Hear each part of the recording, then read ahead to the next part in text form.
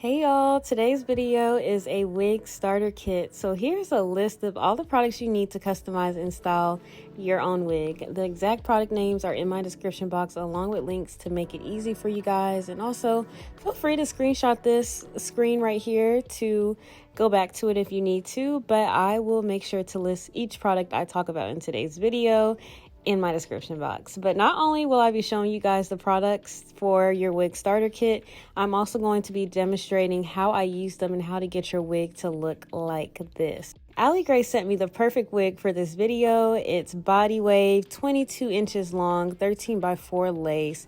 The density is 180 and it's in this natural 1B color. So the wig came with a wig bag, it came with a wig band, and also a bonnet. So if you're serious about customizing and installing your own wig, the very first thing you need to invest in is a mannequin head and a tripod. It is way easier to style your wig first on the mannequin head before putting it on your head. Plucking, creating that perfect part, curling the hair, dyeing the hair, all of that is just much easier to do on a mannequin head. Now, the very first thing I like to do when I get my wigs in is to bleach the knots on the wig. So to do that, you need bleaching powder and 30 volume developer along with a mixing bowl set so that you can mix the bleaching powder and the volume developer together. When you first get your wig, you might notice that the lace has these dark tiny dots and they are called knots. So sometimes if you don't bleach them and make them lighter, the lace won't look as good on your head. So I normally let the bleach sit for about 20 minutes before rinsing it out. Once I rinse out the bleach, the lace will have this like orange brassy tone to it. So to make it look more natural, you need some purple shampoo, and the purple shampoo pretty much neutralizes the brassy / orange tone that you'll see after rinsing out that bleach. The next thing I do is dye my wig jet black. So to protect my lace from that hair dye, I like to get a good hairspray. The one I prefer to use is the Gots to Be Glued hairspray. I spray about 3 coats of that on the lace before dyeing the hair, and I do let each coat dry before applying another layer. And doing this will prevent the hair dye from staining your lace, and if you do get the hair dye on the lace, it's easier to wash it out. Wig needles are great for literally pinning the wig on the mannequin head. It just keeps the wig from sliding off. You definitely do not want your wig to slide off while you're dyeing it. Cream of Nature Intense Black is the hair dye I like to use. Most wigs come in this like light brown color, and I personally like to dye my wigs black because it just makes the wig look healthier and it has more luster and shine to it. I pretty much just follow the instructions that the hair dye comes with, and after that I just shampoo and condition the hair with my Tresemme Keratin Smooth shampoo and conditioner. As you guys can see, that hairspray did a good job at protecting my lace. It did not stain my lace at all.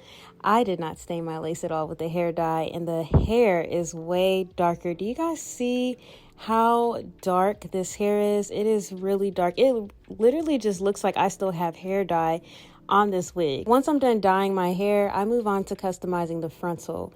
I like to pluck the hairline while the hair is wet. So to do that, you'll need a mist spray bottle, which evenly distributes the water onto the hairline without getting the hairline soaking wet. After using my mist spray bottle, I just take some tweezers to pluck the excess hair from the hairline.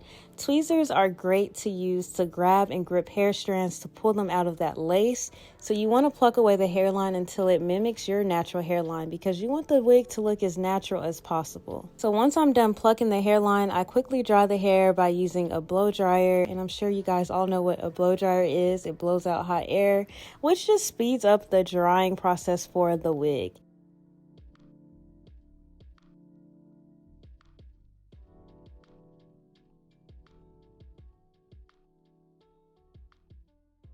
When the wig is dry, use heat protectant to protect the hair from heat damage while I'm styling the wig.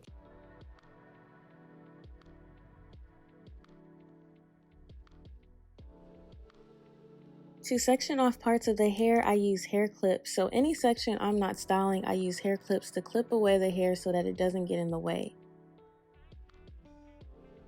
A flat iron will help you get that sleek, bone straight look. It'll also smooth out the hair and make it look neater overall.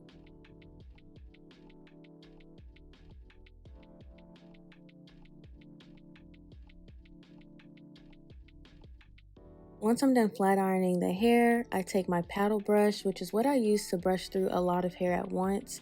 long, thick hair to be more specific. The paddle brush will get rid of any tangles and frizz that the hair might have, and it also catches any hair that sheds while brushing the wig. So moving on to the top of the wig, I'm starting off with a wax stick. A wax stick will make the roots of the hair really flat, smooth, and sleek. I normally apply a little bit at a time, then I take my hot comb and comb through the hair.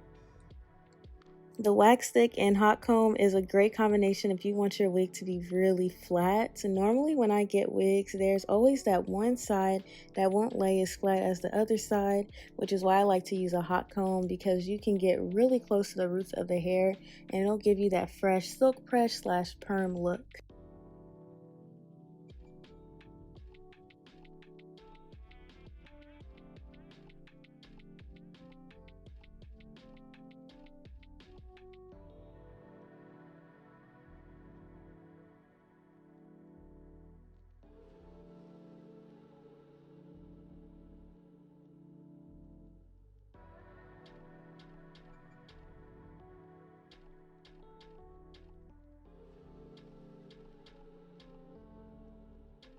Now, before putting the wig on, you'll need a stocking cap that's close to your skin tone.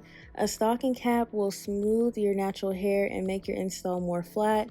It also protects your hair from the wig combs and anything inside the wig that your hair can get caught on. If you want your lace to really blend into your skin, you'll need some foundation cream to tint your lace to match your skin tone. I use a makeup sponge to apply this foundation cream all over the lace.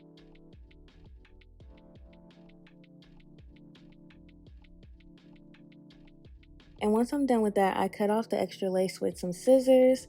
I like to cut most of the extra lace off before installing the wig, but you can definitely wait until after installing it to cut the extra lace off.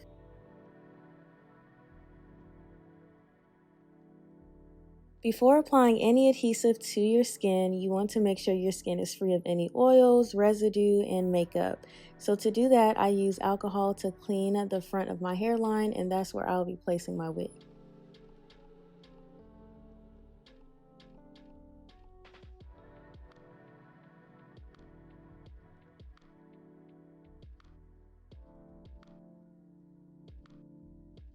Next, you'll need some lace glue, which is an adhesive that bonds the lace to your skin.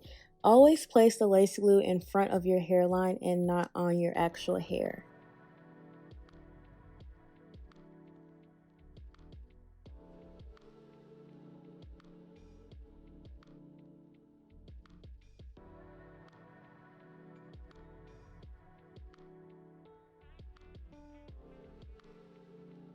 After that, you want to take your wig band and wrap it around the lace. So the wig band, well, I should say elastic band, will give you the melted scalp look after you take it off. To create a clean part, use a rat tail comb that has a metal tail. These specific combs have a skinnier tail that makes it easy to create a very neat part.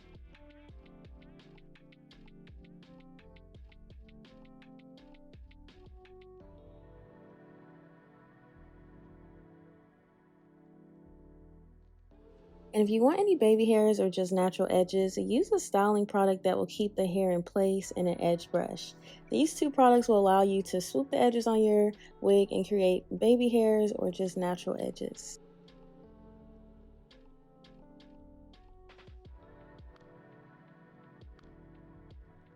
And to lock those edges or baby hairs in place, you want to tie them down with an edge scarf for a few minutes. This will create the maximum hold for the edges, and also it'll lay the lace down some more. So now I'm going back to that middle part. If you want a really clean middle part, use a lighter foundation cream and go over the part you created. This will conceal any knots that didn't bleach and also conceal any hairs. It just really creates a clean scalp-like appearance. So I decided to add some loose curls to this wig using my curling iron. I just took small sections, wrapped and twisted the hair around the barrel.